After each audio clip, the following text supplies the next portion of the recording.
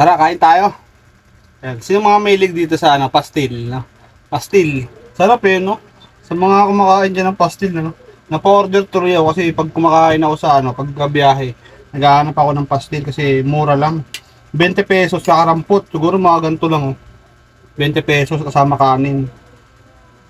Tapos ano, mabibitin ka dun. Kaya ang ginawa ko, ito na lang.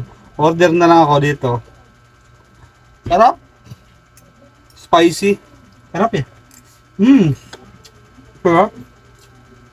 Shout out dyan sa ano, sa mga nakakain ng pastil, no? Sarap eh. First time ko nakakain nito. Ano? Hindi, sabi ko, ano yung pastil? Ito pala yung pastil. Ang sarap.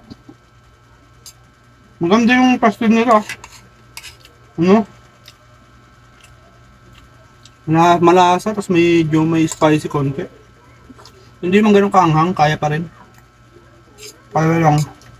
Sarap talaga. Sarap pala ko. Sarap niya. Grabe. Pag hindi magtatagal to. Orderan ko yan. Pag ano, walang wala, tinatamad ko nga ano, ito na, ulam na to. Pastil. Hindi naman niya ma-expired eh. Sarap. Pastil, tara.